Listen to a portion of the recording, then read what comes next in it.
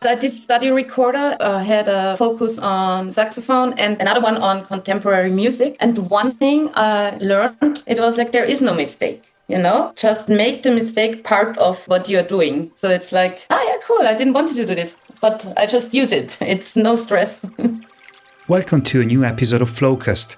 Today we're meeting a musician and sound artist based in Austria, whose work is rooted in improvisation and a deep attentiveness to the sonic qualities of place.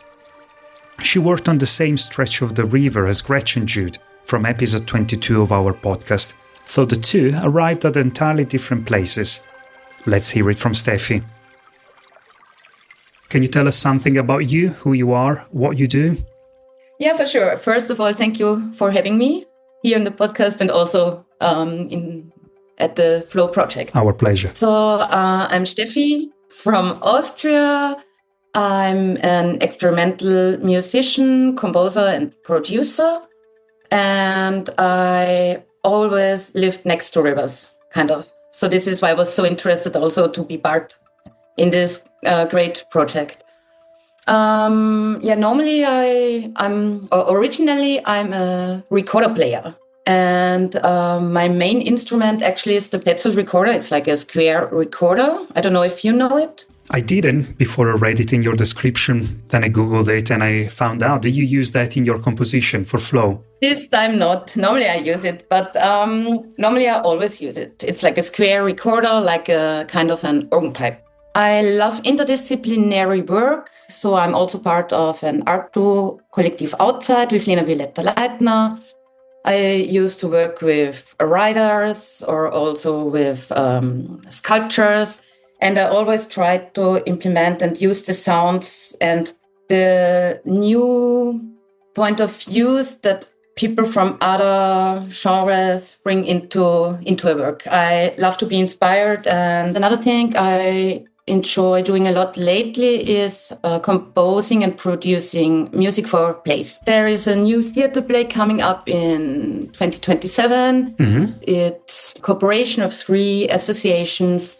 I think all in all, I love to explore and improvise in all kinds of works with a very intuitive way.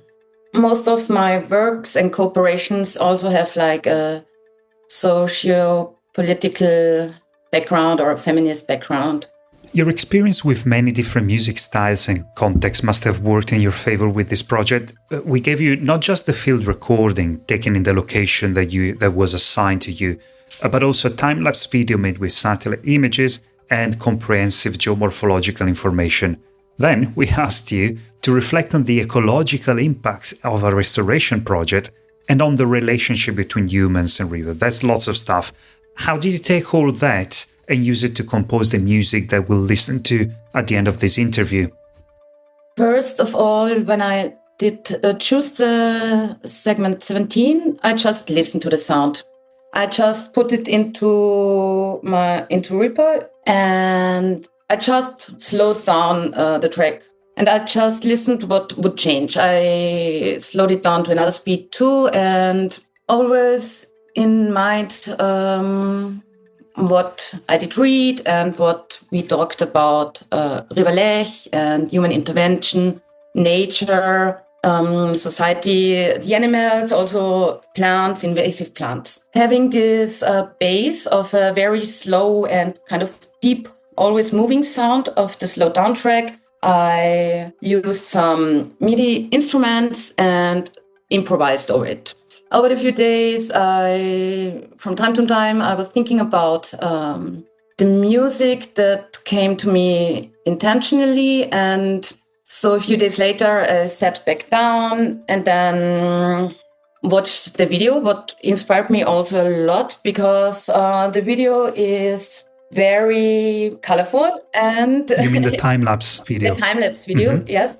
And also it has a rhythm in it. So I did cut up the original field recording in tiny snippets that I rearranged. And it's like I did kind of action composing. I didn't think a lot. I just took some parts, deleted some, then I put some effects and listened again, improvised again. I I read again the words about this part. This is like between Austria and Germany. And I read about the Lech glacier and the moraines. And it's like there is this extremely wide part, and then in the river Lech, and then it gets very regulated. And I thought, like, wait, I need some more movement. I need the moraines. And also I wanted to put some focus in the hydroelectric power plants in some part of the track. I think you can hear it. I also did see the river as an individuum telling a story, but also implementing everything in its environment, like plants, animals, stones, human impact, power plants. Very often I make pretty dark music, but this time I also wanted to put some melodies and harmonies in it, because like it's the river is powerful even when humans interfered in its natural development. Yeah, with its course, yeah. This is also why I called the track, it just came to my mind, lechlechtz. This is kind of a word game. Lechzen in German means something like to yearn. Okay. And maybe about the time when there wasn't that much regulation or human intervention, but also still I'd say in the second part of the composition, I wanted to give back the power to the river, to the water, and that the river is unmistakable and it can be soft, quiet. You can sit next to a river and let go of everything, like your thoughts in a bubble. But also its force and power, it's like the whole nature of a river and the environment is actually, I guess, or I think negationable. So you're giving back to the river the voice and power and freedom that it used to have in the past. Is that what you Yes, I tried. meant?